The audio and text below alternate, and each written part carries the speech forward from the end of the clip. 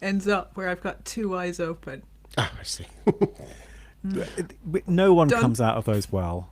I think I know. even, Naomi Yeah. Campbell would come out of that badly. Well, that's very kind be of going, you to say, but I.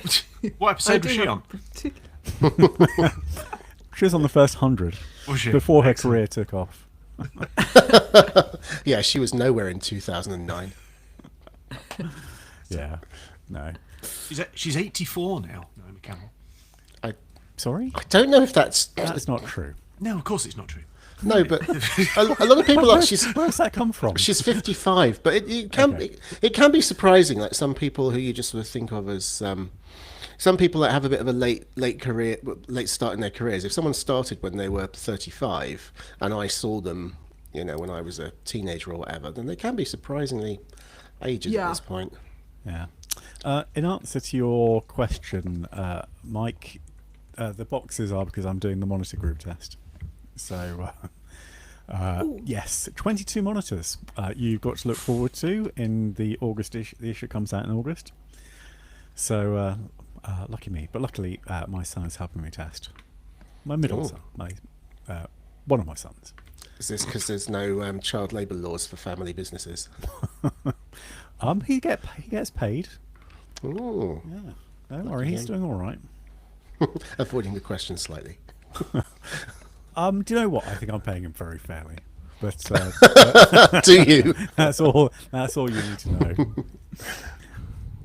The little yellow one, actually. So this is, I don't know how many John Finnemore fans we have. John in the Finnemore? house. John Finnemore. Do you know who John Finnemore is? I know who Chris Finnemore is, but that seems to be different. No, this is this is. Have you got this, Lee? Did you buy this? No, I sent you a link for one, didn't I? A year ago. One of the was it Jawbone ones? Yes. This is a new Kane's Jawbone puzzle, and That's it it. arrived ages ago. But it's just happens to have emerged in the mess that is my shed. The researcher's first murder, unopened. Probably won't open it. So I'll wait for it to be worth a fortune.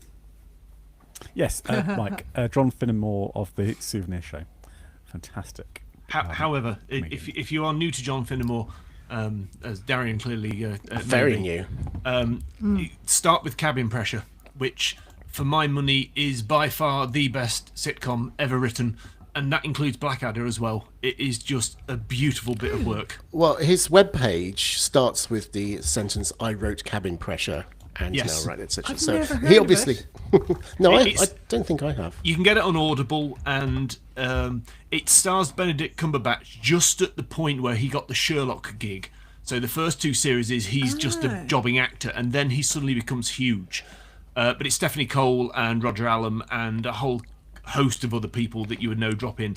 And Roger it's- Allam from Roger Allam. Sarah and Duck. Yes, Sarah and Duck. Absolutely. Quack. And it's just a beautiful bit of work. It's really, really excellent. And yes, Michael Elvenquest is also good. However, some of the jokes about the dwarf now don't quite sit right. But it is very good, Elvenquest. But nothing to do with John Finnemore.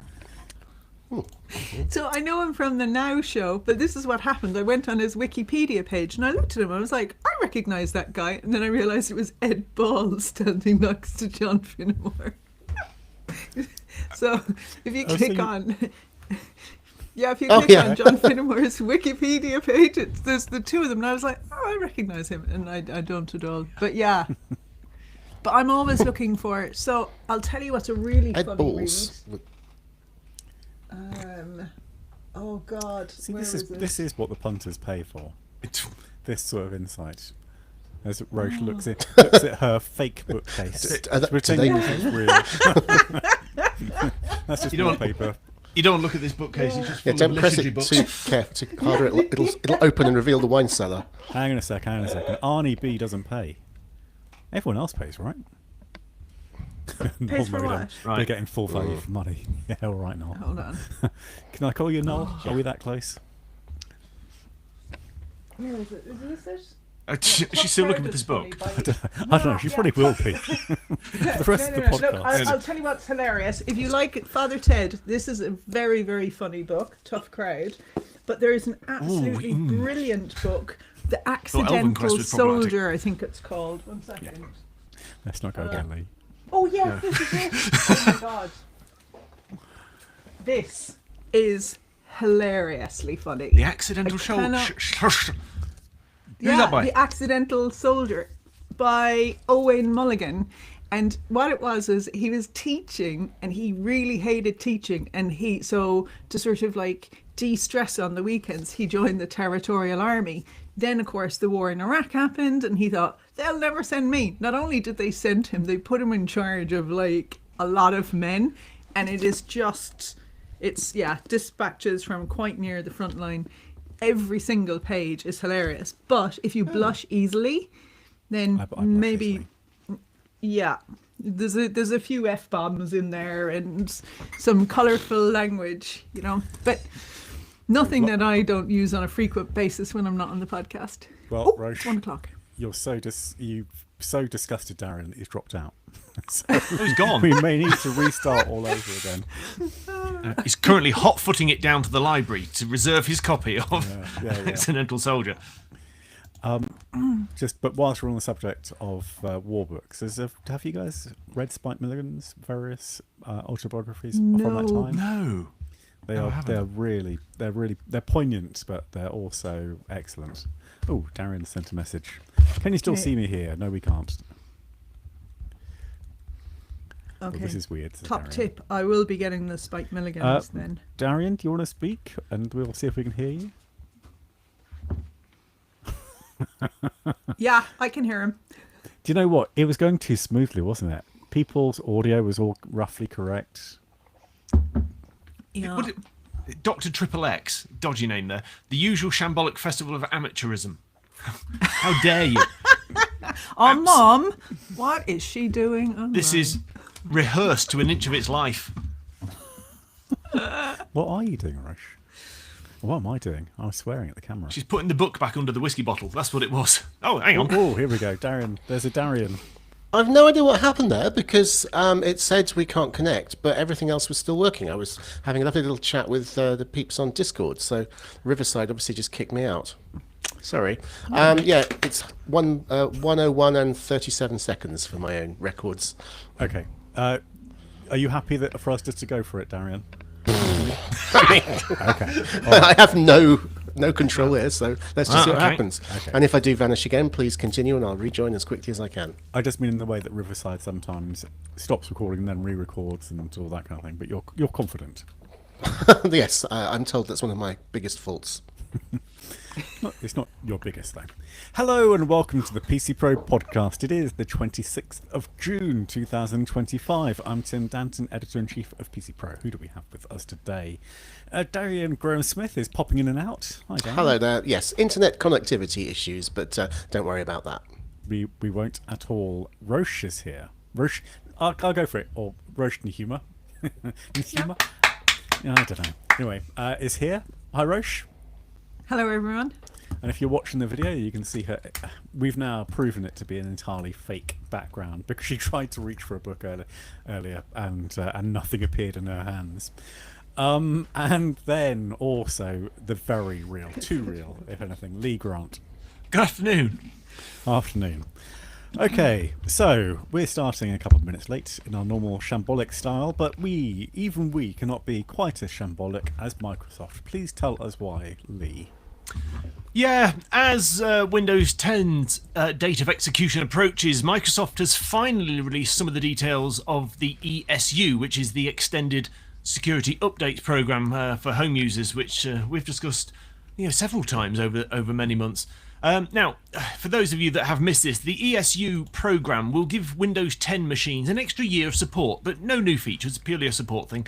And the enrolment option will finally begin rolling out from July, with a bit of broad availability expected from mid-August. So if this does appeal to you, you should have some news on this soon. The ESU will run from October the 15th, 2025 until October the 13th, 2026. Now, we knew that the princely sum for the ESU was $30 or 30 quid in the UK, because that's how Microsoft pricing works. But the double bubble of this week's announcement is that Microsoft are offering 2 ways to get the ESU for free. So pin your ears back. The first is to spend 1,000 Microsoft reward points, which are a bit like Nectar points, but earned through things like Xbox activities and shopping at the Microsoft Store. Laughably, I was trying to work out. I don't think I've ever met anyone that's got a reward point. So if you have I've some, got reward points. have you? I had a look earlier. I've got 5,600. You've got 5,600. Wow, you could have 5 ESUs for free. Does that mean you could carry on using Windows 10 for 5 years? No, but you could use 5 of them for 1 year at the same time. So, which is, I think is the same. Anyway, Sadly, you can't give points to other people. Otherwise, I'd very happily dole them out because they're completely useless. Other than this, please. I've got 379 points. That's well, there you go. Well, Darren, if you need to earn some more, what you can also do is use Bing. Because Microsoft, yeah, absolutely. You're all right, thanks. Yeah, absolutely. Because Microsoft doled them out for not only people who use Bing, but for reading articles on the MSN website, which is, if you've never been on that for a few years, it's a bit like the Sunday Sport with clothes on. Because it really is. It's one of those where, yeah, there's a picture of a lemon and it says, if you can see this lemon, you've got cancer, or words to that effect. We were talking about John Finnemore earlier, so lemon has just popped into my head. Anyway, it really is syndicated advertising slop. But if you've managed to bag some of Microsoft Gold, like Tim has, you've now got something to spend it on. Moving on, the final option is slightly more curious, and I've got a funny feeling this is where the discussion is going to go. Because if you use Windows Backup to sync your settings to the cloud, they'll give you a free pass. Now, Microsoft haven't explicitly said which settings it means. The settings options listed in the Windows Backup system talk about accessibility, personalization, language and dictionary, and the mysterious other Windows settings. So the story really is, if you're in for the ESU, you can pay for 30 quid, or you can use the 2 other ways of getting it for free. And I can't see anything wrong with that at all, Tim. Well, so there are several things there, aren't there? One is with this continual drip of information feeding that Microsoft is giving us.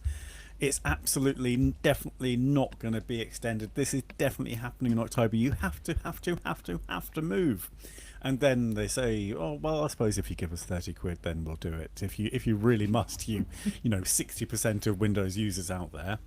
And now we have this. And I just think it's confusing. And it's like walking on tapioca.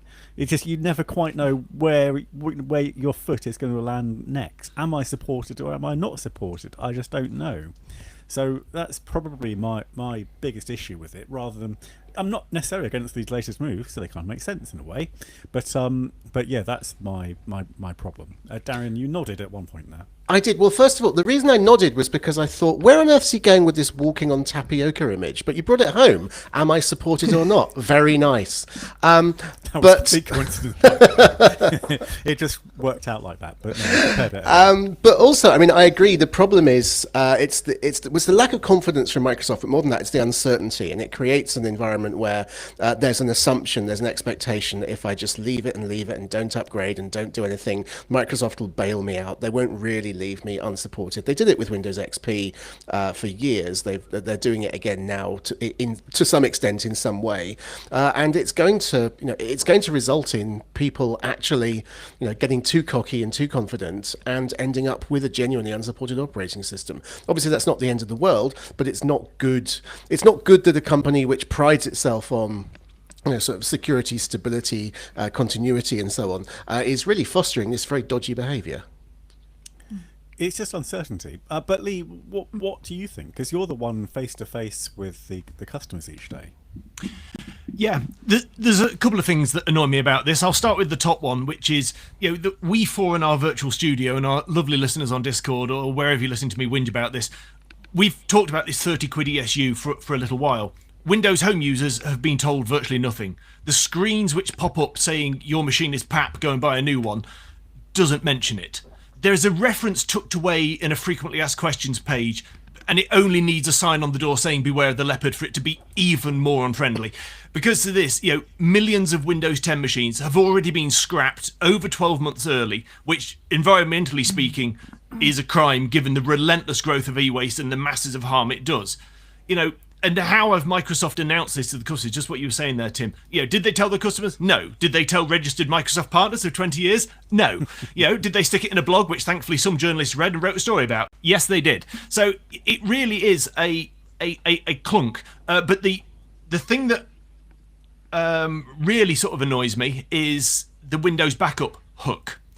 Because if you've used the Windows backup hook, and you'll know yourselves as Windows users, if you like your files on a local machine and not on OneDrive, and there are some people out there that are very against having their stuff on OneDrive, the Windows backup tool by default will try and throw your files into OneDrive. And every time you launch it, even though you can turn it off, every time you launch, this is back on. So every time it works, it's there. So at some point you're going to slip up. And there are a whole host of permutations about what happens when 80 gig of machine data tries to go into a 5 gig OneDrive storage, and how that can stop your Outlook.com emails because they now attach Outlook attachments to your size of your OneDrive, not the size of your mailbox. And it's all just an absolute pig. Yeah, and I know this because I'm the git that has to work this out sometimes for people that get messages constantly saying your machine's full, and they're throwing files away and discarding things from their machine, and it's nothing to do with their machine. It's such bad communication, and the fact that they're prepared to do it for free for such a stupid little thing as using Windows backup just proves that they could just do this for everyone and just roll it out. Stop messing about. You were trying to do this to force people onto Windows 11, which frankly, there is no good reason for people to go onto Windows 11 rather than Windows 10. I've yet to see one, apart from it looking slightly prettier, I've never had one customer run up to me with the Windows 10 machine and go, please put me onto 11, I can't cope with 10 anymore. It doesn't happen. So, the whole thing is cobblers. I will say the language that is used, I've been just ferreting around. I found the requester that will come up when you say, I'd like to be extendedly supported, please. It does give you the option, back up your PC settings, save your settings, apps and credentials, so you can move to your new Windows 11 PC. Now, I quite like sort of the gentle nudge there, because obviously the reason you're doing this is because you don't have a new Windows 11 PC. You're doing this because you want to continue using your Windows 10 PC, which, as I understand it, if you've reached this point, probably cannot be upgraded to Windows 11. So it seems like there's an element of they're trying to encourage you to take a step that will, obviously it doesn't sign you up, it doesn't guarantee that you're going to buy a new Windows 11 PC, but maybe it will reduce the mental friction. It'll make you feel, well, it won't be so hard because I've already done this backup, so I can just buy the new laptop and so on. But I do agree that, it is really hard to see, it's hard to imagine that's going to make a material difference to the number of people choosing to buy Windows 11 PCs in a year's time or 2 years or whenever they finally give up on Windows 10 versus, well, I suppose the obvious thing is they might go to a Mac, but if you're stuck with Windows this far, I don't know if this is going to be the inflection point. Are people angry, Lee? Are they as angry as you are? Are people angry? I think at the moment people don't know. I think I think generally speaking, because it is a stopgap, ultimately they are going to pull the plug in 2026, or brackets, are they? But I think there are a lot of people that have gone through the inconvenience of buying a new machine and all the hassle of ditching the old stuff. And there's never a good time to do this for people. And I'm talking purely consumer, and I imagine in businesses this is possibly even worse, though they have a different ESG requirement which has remained unchanged. But there's a lot of people that just have been inconvenienced by being told they have to ditch a machine because it's not going to be supported from this date, and they're being given a very easy way out of it, which hasn't been available before. So I think a lot of people will be misled if they ever find out about it. But Microsoft's communication is so poor, I'd be amazed if people know. But it does make me look like the liar, because I'm sometimes the person, or people in my position, I'm the person that has to give the bad news and say, I am sorry, this is probably going to have to go in the bin. And now I look like a bit of a Burke, even more than a Burke than normal. Yeah, Roche, what about your viewpoint on this one? So I'm so in lockstep with what Lee is saying. I just don't have anything else to add. It's, you know, it goes to transparency and certainty, and maybe consumers need to have an expiry date on stuff when they purchase it. So then, especially for small businesses, where you can then work out, okay, so this is going to be the life cycle of this machine. We're going to need to make a plan, but it's this uncertainty, and then that causes, that's where additional costs get built in because of those kind of inefficiencies. But yeah, there's everything that Lee said, and Yeah, caps and bold.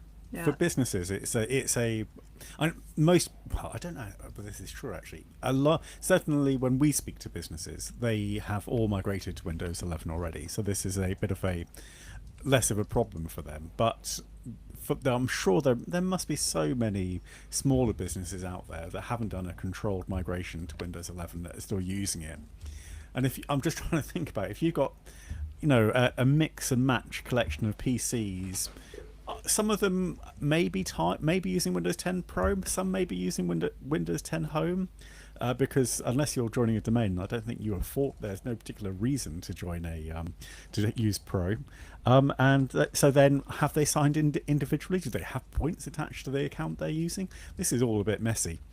So yeah, there's still confusion there as to what smaller businesses should do. And let's not forget that we used to have this very defined idea of what a business was, and it was, you know, people went into an office and they did work from 9 till 5, and they went for a sandwich at 1 o'clock, and it was nice.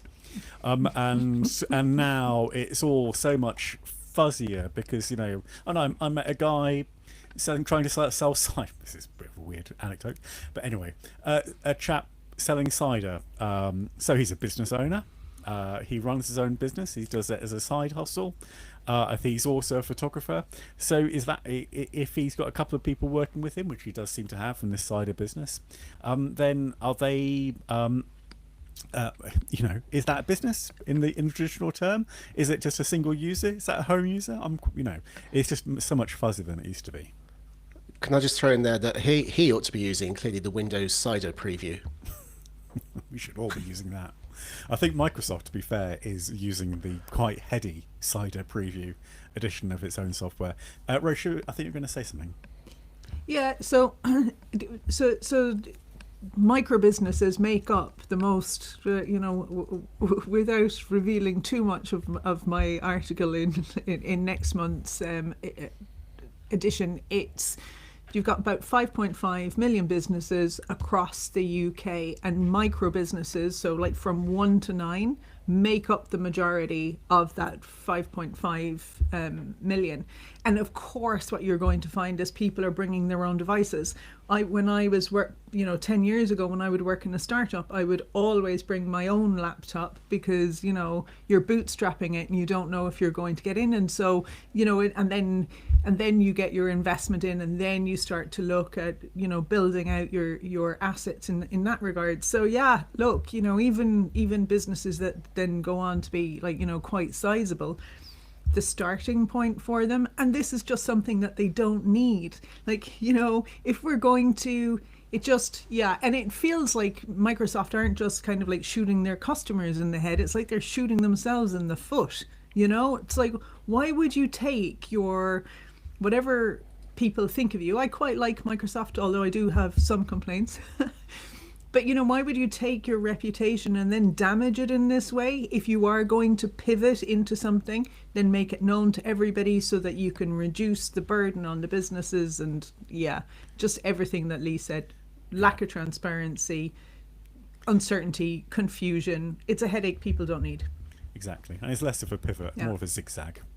When the zigzag, that kind of goes, you know, within itself. All right. Let's go back to you, Roche, for the second story, because there's been an interesting call in America. Well, has there? Or has there been, to use the word of the day, shambolic rendering of what is actually an interesting call by a judge in the United States? So, there's essentially two stories here. There's what happened, and there's what was reported as happening. Mm-hmm. So, if you're to read the headlines, as I will now. BBC: US judge sides with AI Anthropic over copyright issue. Wired says Anthropic scores a landmark AI copyright win. TechCrunch: a federal judge sides with Anthropic in lawsuit. Reuters: Anthropic wins key US ruling. No.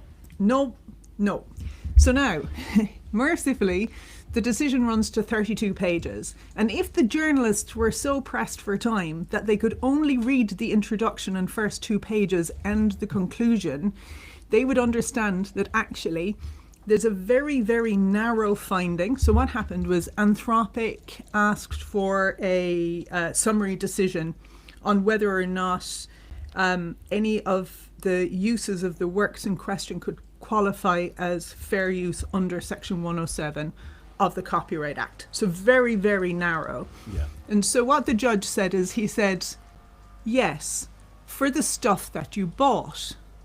So for the copyrighted material that Anthropic purchased, there appears to be a fair use. However, he says at page 18, because the authors weren't pursuing the issue of copyright, he says, hang on, this is really interesting.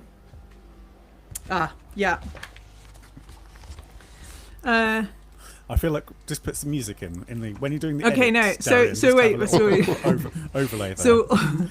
So authors argue Anthropic should have paid for these pirated library copies. This order agrees. So he also says, so this 32-page document, the judge uses the word steal 4 times, pirated 46 times, and the word stole or stolen 3 times, twice in the conclusion. He is absolutely eviscerates Anthropic.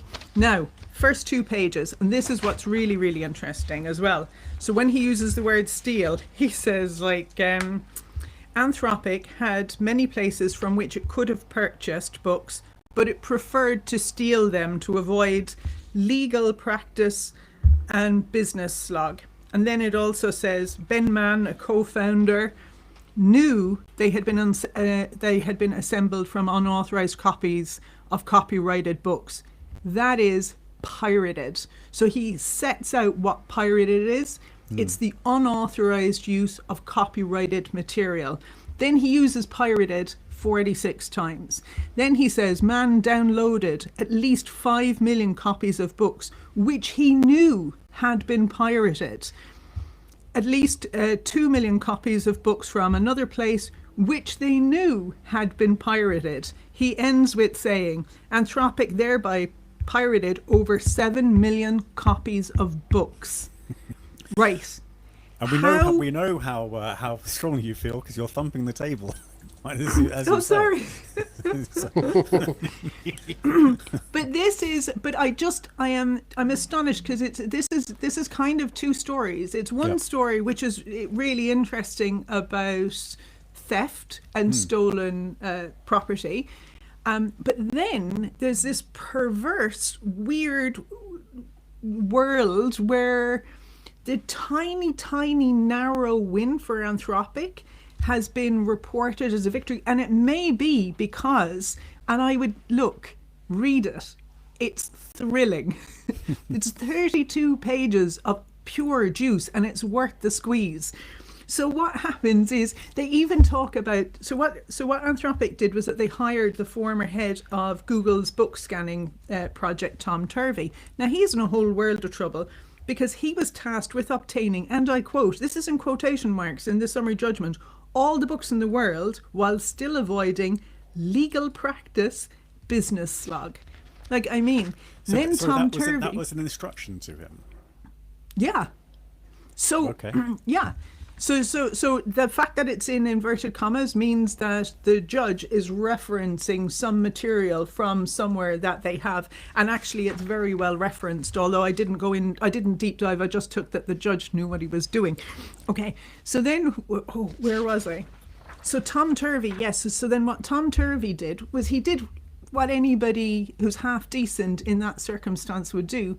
He sent out emails to publishing companies in order to negotiate, as many of the other LLM companies have done. right? So a lot of LLM companies have said, look, we want all of this material. What kind of an arrangement can we come to? And they've come to some kind of commercial arrangement. Tom Turvey sent 2 and let those conversations die on the vine. Now, this is important because that demonstrates in the clearest way possible that Anthropic knew that they should be doing this.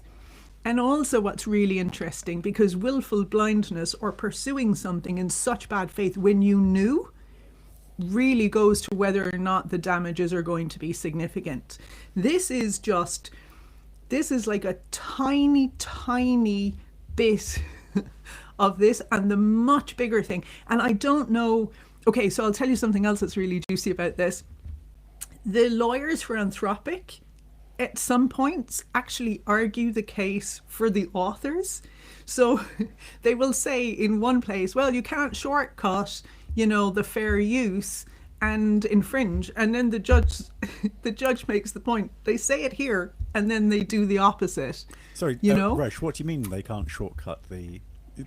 When you say that they are defending the authors, in what way? Yeah. So they're kind of making the case for the authors. I'll give you an example here of confusion. The whole thing is littered with confusion from Anthropic lawyers' side. So anyway, the judge says the basic argument was well stated by Anthropic at oral argument. Anthropic said, you just can't bless yourself by saying I have a research purpose and therefore go and take any textbook you want. That would destroy the academic publishing market if that were the case. Yes, that's precisely what the authors are arguing. And then what the judge does is he seizes on it and then later on says, when they said that, they were right. And he does that 3 times. And so actually, Anthropic's lawyers have in some ways made the case for the authors, right? And I've found 3, but I just went through this. I went through this this morning. But anyway, it's really clear, and the judge uses really clear language, like this does not excuse pirated library copies. He says, authors argue Anthropic should have paid for these pirated library copies. This order agrees. Yeah. I know.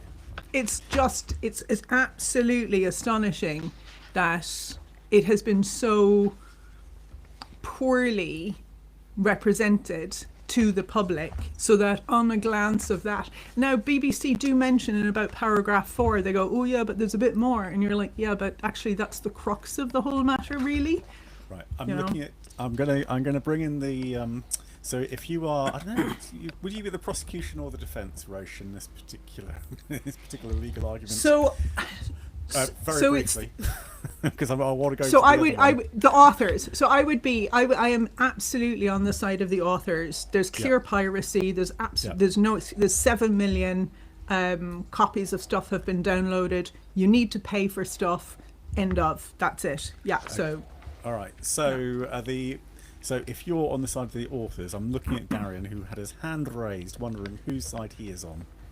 Well, not always, but in this case, I think I am on the side of the authors, but for a very specific reason. I was surprised that the court ruled, if I have understood correctly, that you are allowed to buy 1 copy of a book, ingest it, and then basically regurgitate its contents indefinitely as part of an LLM. I saw a stat that Meta's Llama engine is able to reproduce 42% of Harry Potter and the Philosopher's Stone verbatim. This is not really, people talk about training as if, if you learn to do something, then you learn it and you go away and you can do it independently, but that's not what LLMs are doing.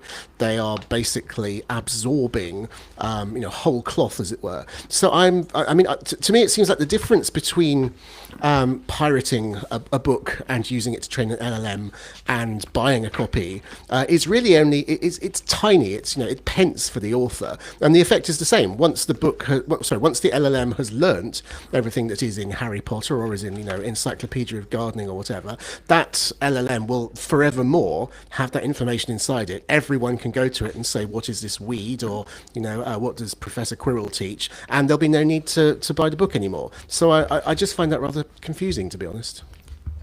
Okay, This is the distinction.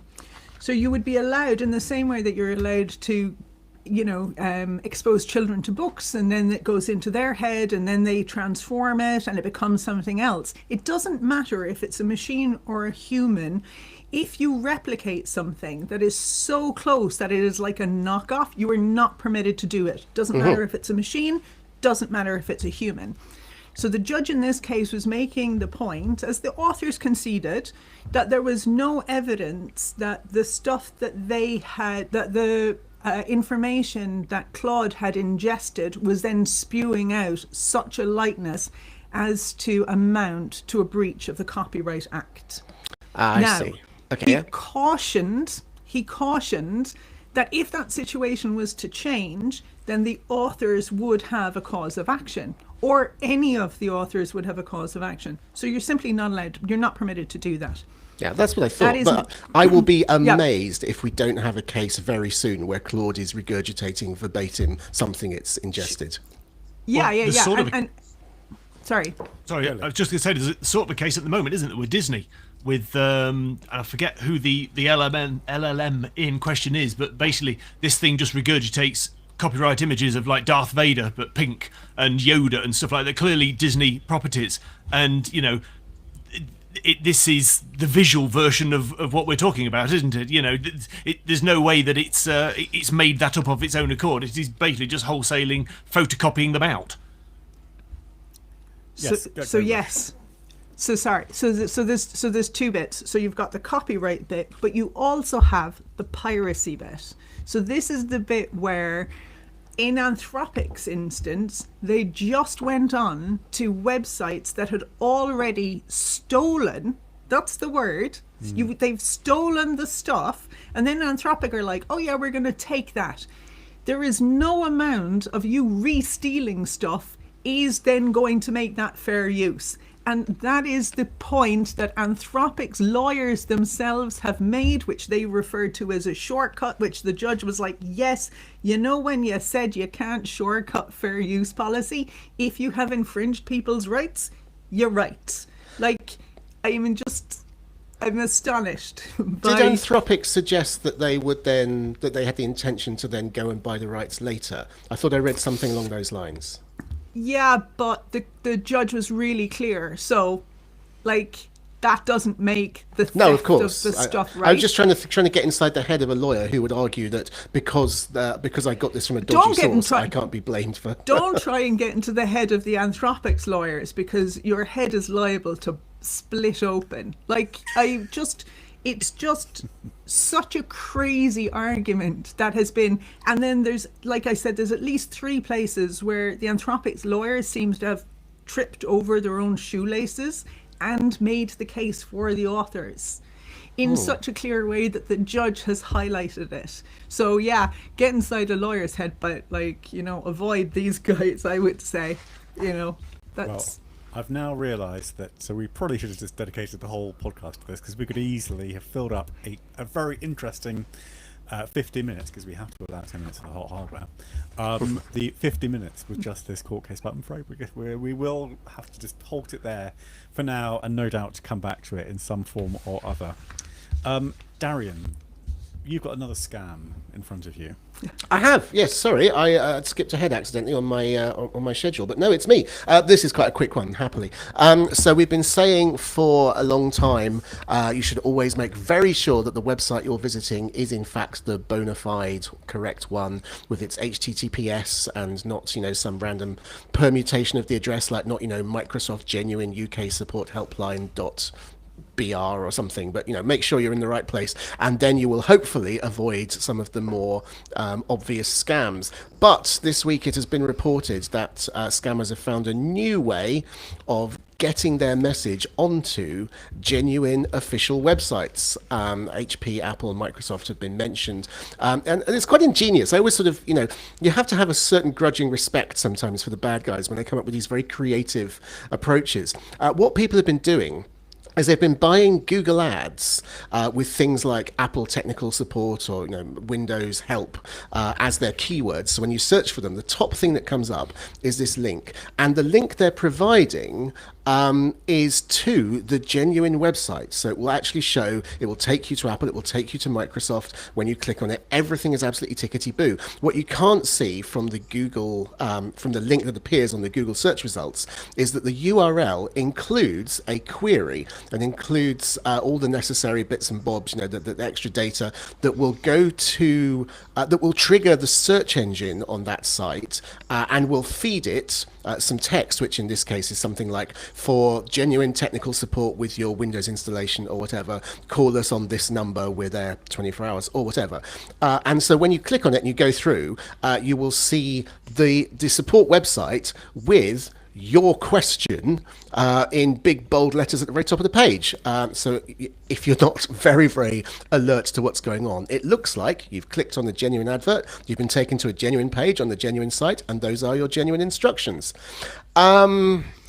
I mean, I don't know what the solution is, apart from, these companies need to sharpen up their website practice and make sure that they can only take queries which are launched from within their own website. And in the meantime, just be careful. I don't think, many people listening to this would be likely to fall for a telephone scam of that sort anyway. But you never know. I mean, things that look so plausible, you can't have your defenses up on 100% all day, every day. So it's just yet another very ingenious but concerning thing we need to be aware of. Lee, you shook your head a couple of times. Yeah, I mean, Darian said he doesn't think many of our listeners would get hooked, and I do hope that as well. But as the person that deals with this for a lot of users, there is an education piece here about what people are seeing on a web page and even how to sort of correctly use a browser still. I'm not victim blaming here, I'm really not. I'm just making the point that there's many people in my experience, because I watch them use the web right in front of me, they can't tell an advert from an organic. And I think that there needs to be more distinction on web pages, just apart from the word sponsor, because this is all triggered through Google Ads.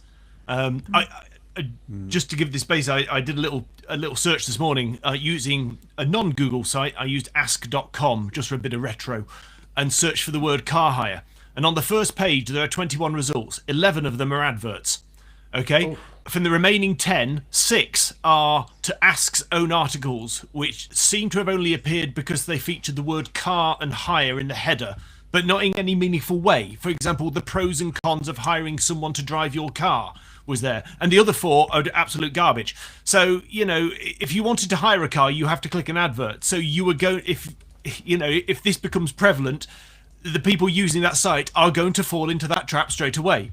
And it still quite amazes me that one of the most frequent calls I get is the little notification rogue advert generator in the bottom corner, which comes with Chromium browsers, and nothing seems to happen about that. It's been a problem. I remember writing about that in one of my first columns for PC Pro years ago, and it's normally from Norton or McAfee, or rather it's not Norton McAfee, someone pretending to be them, saying your laptop's going to explode unless you give them some cash. Yeah.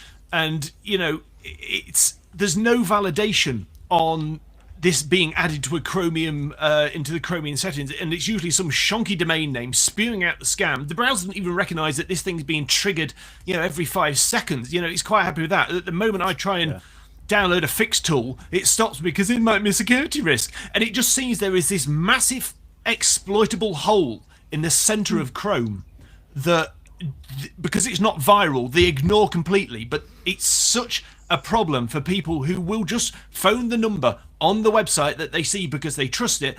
People will pile into this, and ultimately the banks will end up coughing, which costs us all money. Right, Roche, go for it. But I've got one eye on the time. Okay, so this happened to me last year when I was sitting in my car and somebody drove into it. I was stationary, so not my fault. And then when I got out and contacted, so I'm on my phone, I put in my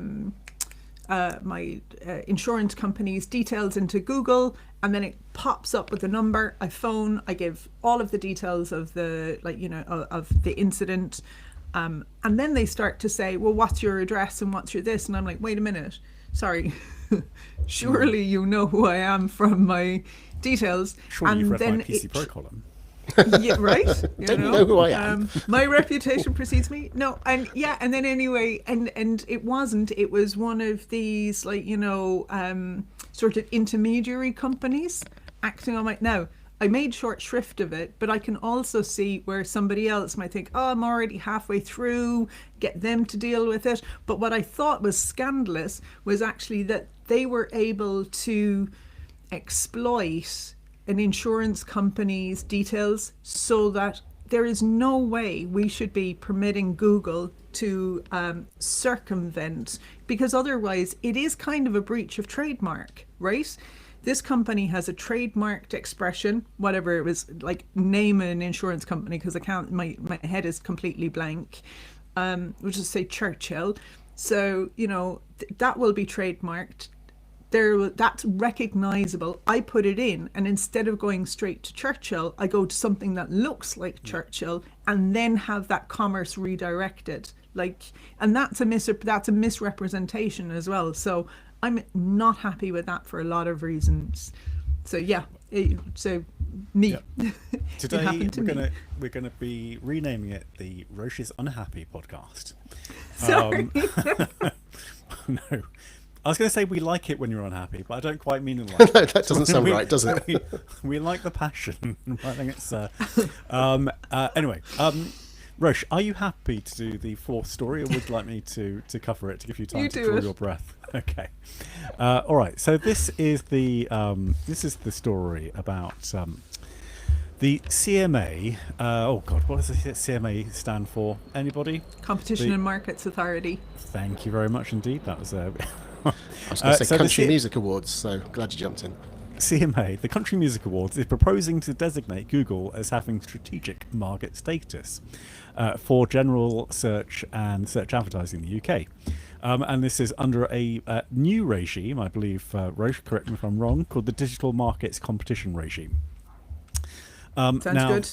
Yep. So just to give us some background, at the moment, Google dominates how much for search queries, Darian? 91%. Oh yeah, pretty much over 90% of general search queries in the UK. So let's just say it's got some skin in this particular game. And so the CMA wants to take some sort of control over it, basically. So what might those controls be? So it's come up with a bunch of proposals, and we have until October to give our feedback, or the industry does. I think this isn't a public vote, is it, Roche? This is very much industry-based rather than you, me, and Lee. Mm-hmm. Okay, so Lee, sorry, you're not involved, mate. So what are these proposals that they're suggesting? One is to have choice screens for users. So they select different search providers. For those who are listening to this only, Lee is shaking his head. To ensure fair ranking principles in search results. And by that, Roche, do they just mean that it's got to be more transparent? Is that what really they're talking about? So I don't know how they're going to define the fairness, but what it should be is, just as we've discussed, one of the things is that you shouldn't be able to, for £2.50 or for £5, displace a business that have invested a huge amount of money in building their reputation and their customer base and all of that. So that they should be taking that into account. So it could actually tie in. This is all perfectly planned by us, by the way. We rehearse all the ums and the ahs and the bumps in the desks and everything else to make it sound authentic. In fact, we add in the bumps in the desks to make it sound more authentic. And the final thing I'll just mention, because there is more, but is that they want to give, this is the CMA, want to give publishers more transparency and control over their content in search and AI generated results, which is probably quite a good idea, because an awful lot of publishers out there are panicking right now because they've seen their traffic drop by let's say 30 to 40%, and that's not because they're doing anything wrong. It's just because there are that much fewer visits, because people are just jumping onto the AI, looking at the AI results and going, oh yeah, that serves my purpose, I shall move on. So yeah, that's everything that is being looked at, and like I say, we will hear more in October. Roche, again, I've just got that eye on the time again because it's one. Eye on the tiger just came into my head. Anyway, so we've got the this coming up. We need to squeeze in nibs, etc. Do you have anything you want to particularly say about this? Yeah, so the only thing I would say that you haven't said already is that they were saying that EasyJet was complaining that they had been, the victim of misrepresentation, but that isn't because of Google having 90%. That's because somebody made a misrepresentation, and so the only counter arguments to Google complying or working with businesses to make this more transparent and fairer is completely spurious. It doesn't matter if I lie digitally or if I lie in the real world. If you make a misrepresentation, or if you lie, or if you say something that you know is to be untrue, it doesn't really matter where you're saying it.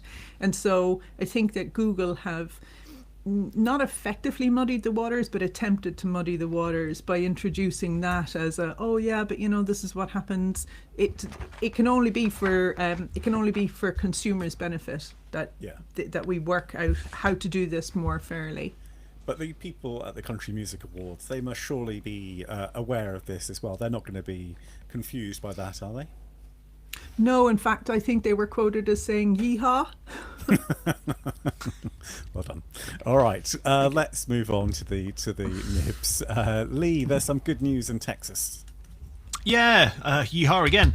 Texas Governor Greg Abbott has signed HB 2963 into law, making Texas the 7th US state to pass right to repair legislation. Now, that this needs celebrating, particularly, because it seems to be a rapid thing at the moment, especially after Washington early in the year. But what makes this one very interesting is that Texas is the first Republican-led state to pass right to repair.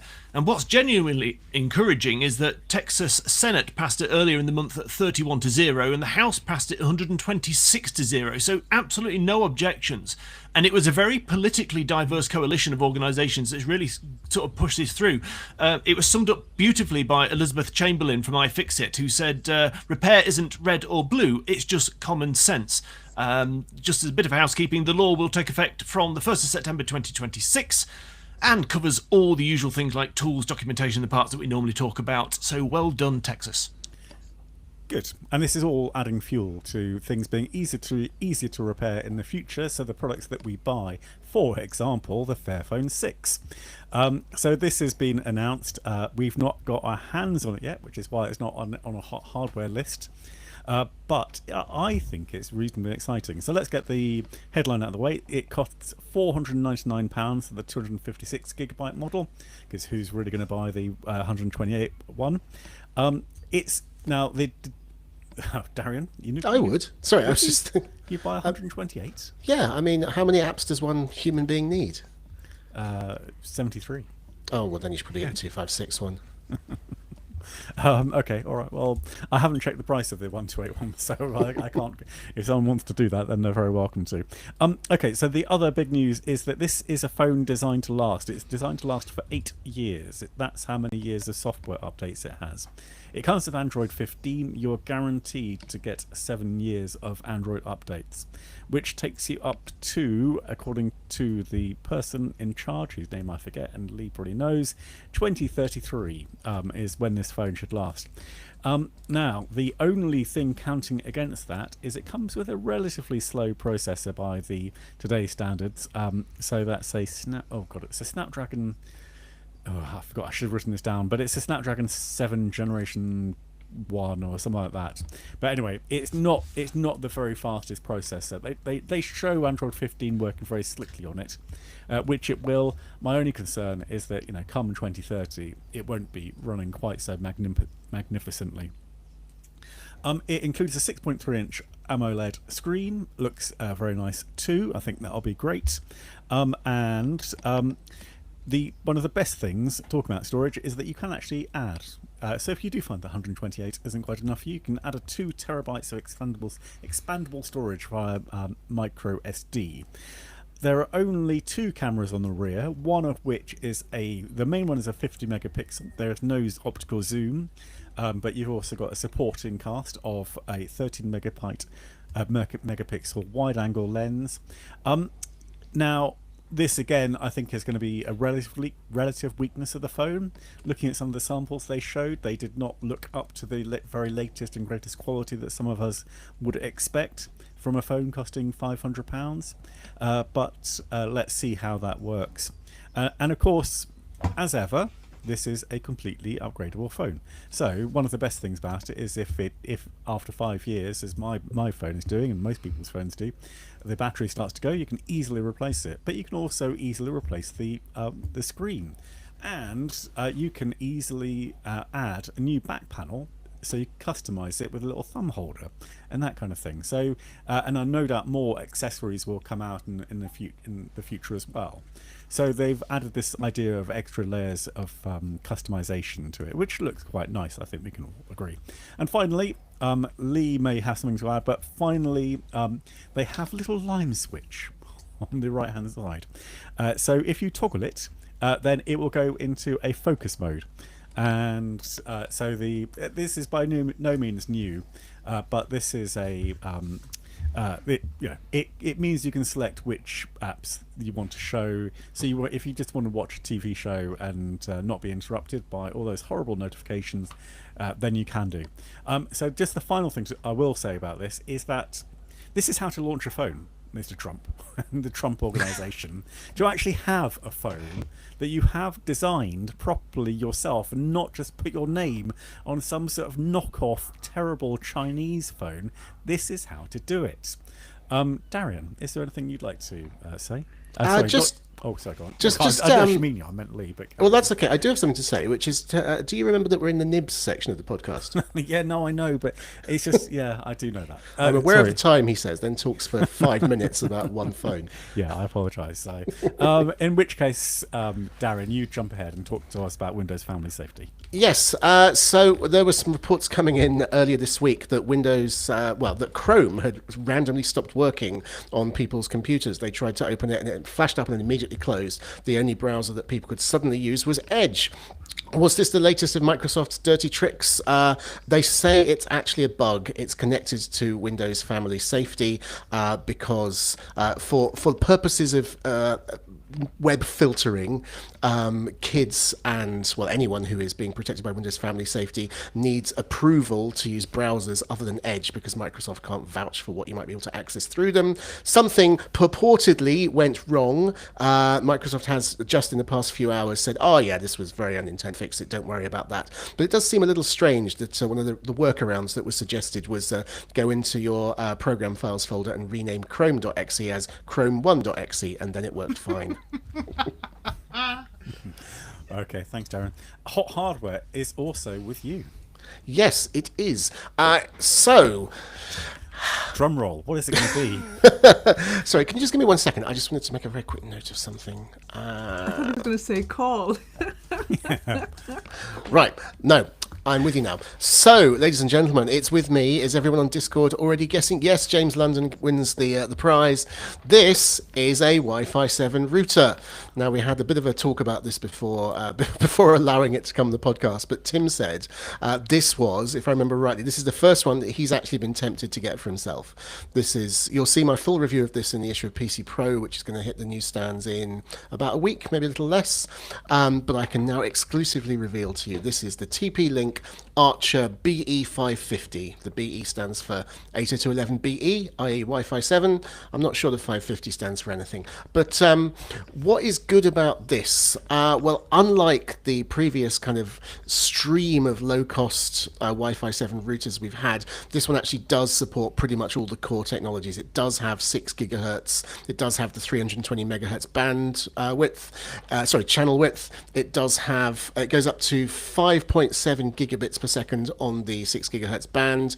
5 gigahertz band is a bit slower at 2.9 gigabits a second, but still pretty much everything you would want from a typical home router is supplied here. At the back, I'm very pleased to see that all 4 LAN ports plus the WAN port, they all support 2.5 gigabit Ethernet very pleased to see that kind of gigabit is now relegated to to the low end, or at least it is as far as TP-Link is concerned. USB port, so you can use it as a file sharing station, or you can hook up a Time Machine device if you're a Mac user. The firmware is really quite cool. It's not as all singing, all dancing as Asus's firmware, which includes absolutely everything you could ever imagine from a router, whether, even if you're an enterprise admin, you'll find the settings you want in there. But on the plus side, this is quite easy to use. It's quite user-friendly, but it has got cool things like not only a VPN server, so you can connect to your home network over the internet, it's also got outbound VPN support. So if you've got a subscription with someone like NordVPN or Surfshark, you can set that up in here and it will route your traffic through that. And the good part is, now they've copied this from Asus and I fully endorse their doing so, you can actually bind VPN servers to MAC addresses on your LAN. So you can have your smart TV, for example, always appear to be in the US. You can have your private laptop always appear to be in Panama or something for maximum privacy, and it all just works seamlessly. It looks quite snazzy. I should probably have started with this because it's the most striking thing. It's made in a mixture of sort of matte black and gloss black. And I don't know if you, like me, have been watching Andor recently, but it's very much got a Star Wars aesthetic. What you can't see because I haven't plugged it in is there are white LEDs that go whoop, whoop, whoop, whoop while it's booting up, and then shine in a very kind of stark, plain, clinical way while you're actually using it, just to kind of really create that sort of proto Death Star look. And this is all good stuff. I mean, I don't really have any criticisms of it, but the thing that's particularly interesting is if you go to the TP-Link website, the price is given as, now off the top of my head, I think it was $299, and then that's crossed out and they've put $180. And as far as I can make out, it was never actually sold at that higher price. I think that's just a bit of psychological anchoring. Because as soon as it appeared, it seemed to be 180 quid. But that is a damn fine price for a router with Wi-Fi 7, 6 gigahertz, 2.5 gigabit Ethernet on all ports, and so on. I mean, there is still the very real question of whether you should be buying Wi-Fi 7 at this point at all, whether it's has much to offer versus the many perfectly decent sub £100 Wi-Fi 6 routers which are still out there. But if you have, if you've accidentally dropped your old router into a pond or something and you need a new one for any reason, I'm not going to judge your lifestyle, then you might be looking for something a little bit future-proof, not wanting to spend 700 quid on the very, very high-end stuff. This, I think, you'd be kind of hard pushed to really find anything that won't do satisfactorily. Are there any questions? There are a few that have come in, but one is about can it support inbound and outbound VPN at the same time? That's from James London. Oh, I don't know. I haven't tried that. I can't see any theoretical reason why it wouldn't be able to. They're always a bit coy about the processors in these things, but I think it's described as a 2.2 gigahertz quad core, which is probably okay to run a couple of tunnels. Okay, on the prosaic side, I've got three for you. One is, does it come with a manual from William Kirk? I don't think so. Normally these things now will come with just a tiny little quick start manual showing you where to plug in the power cable, etc. And then there's a QR code that takes you to the app, and the app sort of gives you the grounding on how to get started and configure things. Okay, and the next one is it a separate power brick or is the power built in? It is, as usual with routers, it doesn't require an awful lot of amps, so it's a little box that goes on your into the socket. All the power transformer is there, and then there's just a cable that goes to this barrel connector here. Okay, and the final thing is the lights you mentioned. This is building on a question again from James London. When you say it goes bloop bloop, and nice sound by the way. Can you switch that off, or is that on all the time? You can absolutely switch it off. I was worried that he was going to say, does it do other patterns? And I haven't actually discovered that because I don't sit and look at the router normally while I'm using it. But yeah, you can certainly turn them off. In fact, there's a quick access button at the front, so you can just have a quick blast of LEDs when you're in the mood, and then tap it again to turn them off and get on with your day. Okay, is it a typical size for a Wi-Fi 7 router, would you say, Darren? Because it's quite a big lad. I'm not sure we've really defined a typical size for a Wi-Fi 7 router. Particularly, I mean, Netgear has really queered the pitch by releasing 7 variants of its Nighthawk RS ones, which are like Russian dolls. They just kind of get progressively very slightly bigger as you go up through the series. I would say it's one of the bigger ones I've seen. It's certainly bigger than the RS 100, which I think I showcased about a month ago. But it's not obtrusively big. It's not too enormous. The dimensions will be obviously in the review when that comes out. But just like holding it in my hands, I reckon that looks like about 20 centimeters square, roughly. So it's, you can't, hide it behind an eggshell, but it's not too obtrusive. Okay, a couple of other questions. Other questions from the floor before I dig into Discord once more? The only thing I wanted to know, have they told you how long they're supporting it with firmware, Darian? No, I don't think they ever do for routers. I've never heard of a promise like that. I think it's very arbitrary, to be honest with you. I don't think that's the particular downside of this router, because I think that the industry doesn't really work that way. I haven't heard of TP-Link cutting people off particularly, long before the router has ended its useful life, or at least I think it'll be supported until anyone who's likely to buy it now will have had their heads turned by something that runs Wi-Fi 8 or Wi-Fi 9 in several years' time. So I'm not too concerned about that, but I can't make any promises. Roche, you've got a question? I do. Do they come in other colours? No, this is absolutely. I say that. I mean, there have been a couple of routers which I think you can get in black or white. That's as far as it goes. But I haven't seen any hint that anything other than this perfect. This is the platonic ideal of the TP-Link Archer BE550. It's got the glossy pinched waist. It's got the matte black. It's got the. Can you see these kind of little indentations? It's like they were like, that's fine. The chef does not want you to mess with the recipe. Okay, a couple more from the floor. Captain Kremen, does it support encrypted DNS? I bet it does, but I can't promise that. I didn't look for that specifically, and obviously it's not plugged in right now, so you have to ask Claude about that. Mark Rocketman, will it run a mesh? Yes, TP-Link has its own. Is it called Easy Mesh? A lot of the router manufacturers now have their own mesh systems. So yes, you can connect it to other compatible TP-Link routers. I haven't really looked into how it works in terms of the bands though, because it would be quite nice if, for example, you could put two of them together and tell them to use the 6 gigahertz band purely for backhaul and keep the 5 gigahertz band open for devices. Good question. When I get my mitts on another one of these, I will have a look at that. But yeah, you can at the very least use it, combine two of these or two TP-Link things into a very, very convenient centrally managed extender system. And I suspect you will not know the answer to this one, but a question from He-Man. How many watts does it use when busy / idle? I don't know, but based on my experience of other routers, I'm going to guess it's going to be about 10 watts idle, possibly 1 or 2 watts either way, and it's going to have a maximum of about 17 when you're like hammering it and like downloading things as fast as you can. Possibly like 20 or so if you're using the 6 gigahertz and 5 gigahertz at the same time, and you've got stuff plugged in here. In fact, yeah, if you've got a powered like a USB flash drive, that will push it up very slightly as well. Sorry, a USB external hard disk, I should say. So maybe you can hit 25, but most of the time I expect it will be sitting around the 11. And to be clear, just to repeat, I don't have a clue what the reality is. That's just based on my expectations, having tested many other routers. Okay, all right. I think it is time to cast our votes. So does someone mind doing that on Discord with the necessary finger skills? And in the meantime, let's ask Roche whether this is hot or is it not. Yep. So I'm going to give it a hot, and I'll tell you why.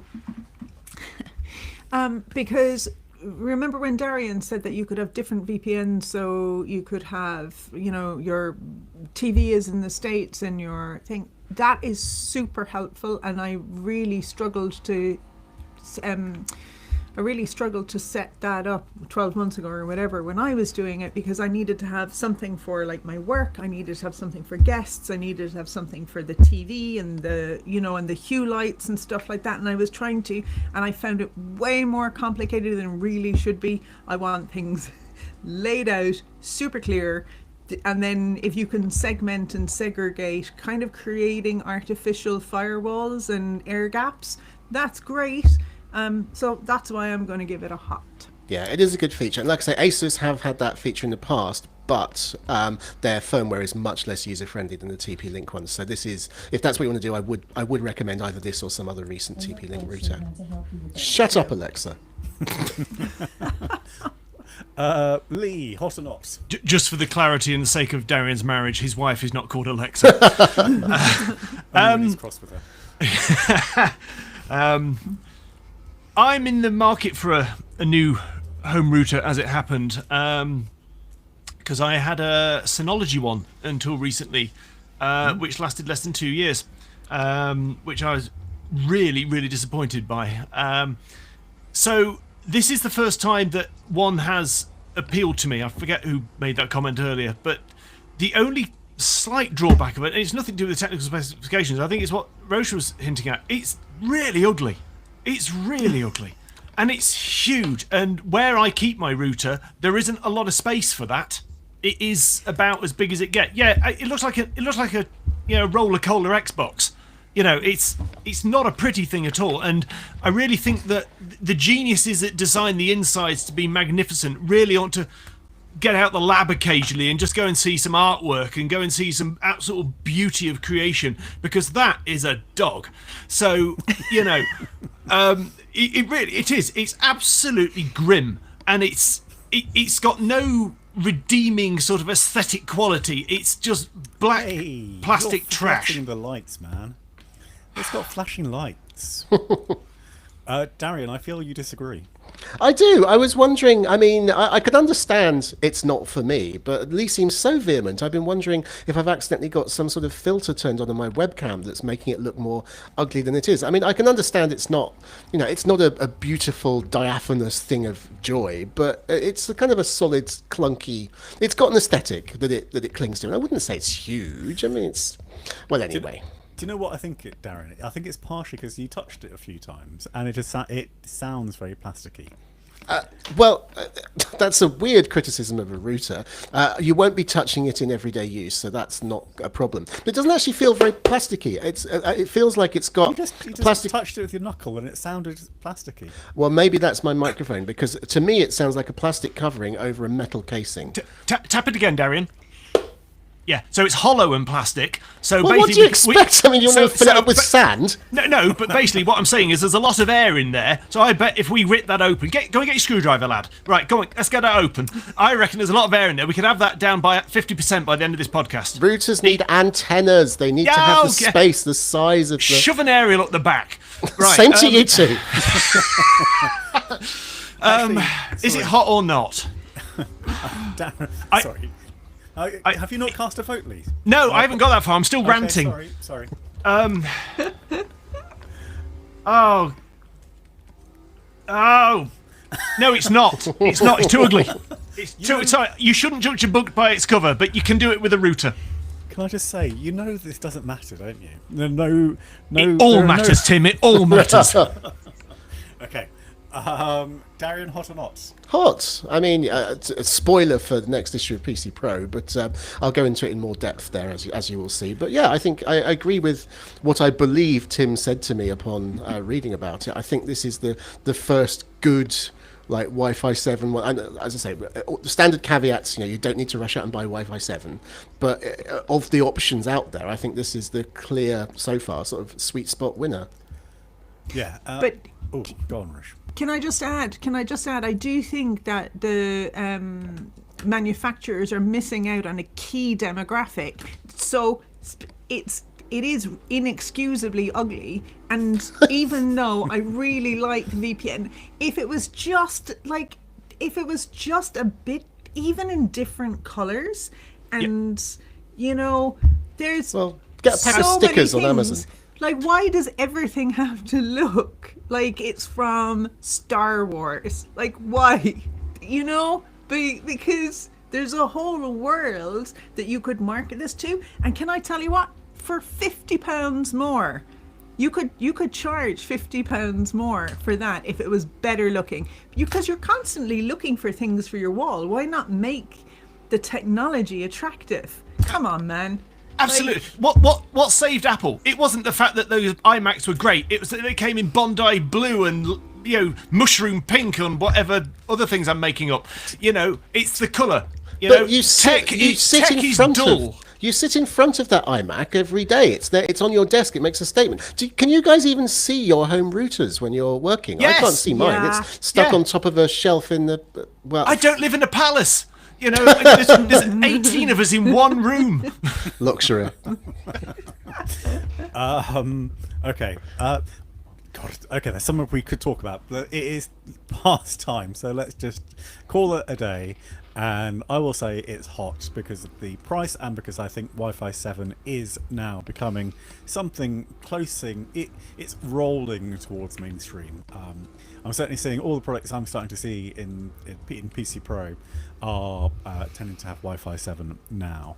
Certainly the mid-range above and above.